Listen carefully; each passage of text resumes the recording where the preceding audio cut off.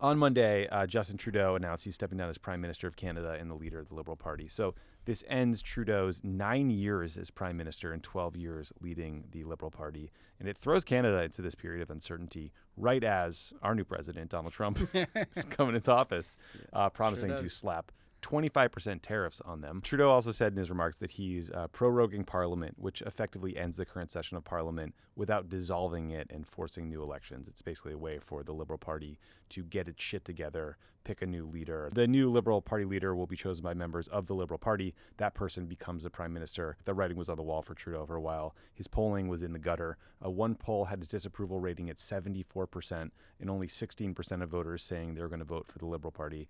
And then in mid-December, Trudeau's Deputy Prime Minister, Chrystia Freeland, one of his closest allies, or for a decade basically, resigned while also criticizing his economic stewardship of the country. The Conservative Party leader, Pierre Poilievre, is now best positioned to be the next Prime Minister of Canada, although, we'll see. I'm wondering what role you think Trump played in forcing this move now, because obviously, his time in office had to end eventually. Trump had something to do with it in the sense that Trudeau was very vulnerable. He was going to limp into the next election. Yeah. It didn't make any sense to me that he was going to run again. No. It seemed like he wanted to host the next G7 in Canada and get through that.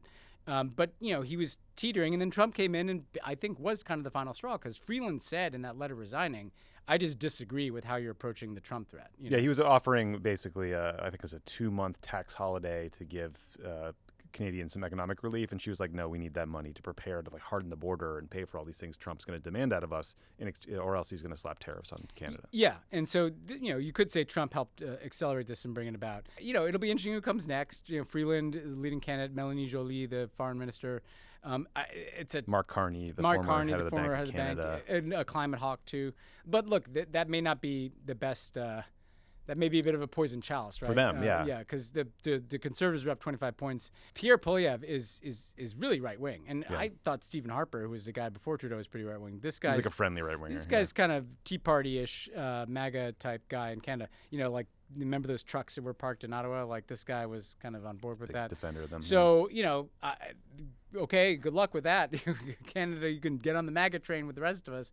By the way, none of these people are going to save you from Trump, No. He's going to do the tariffs. He's going to talk shit to you anyway. So this idea that, Trudeau may have been handling it wrong, but I don't think there's a right answer. So I hope for the sake of the Liberal Party that they pick a good leader and they mount a strong showing, because you don't want right-wing dominance of that country. But I also don't think that there's some magic solution to Trump for them.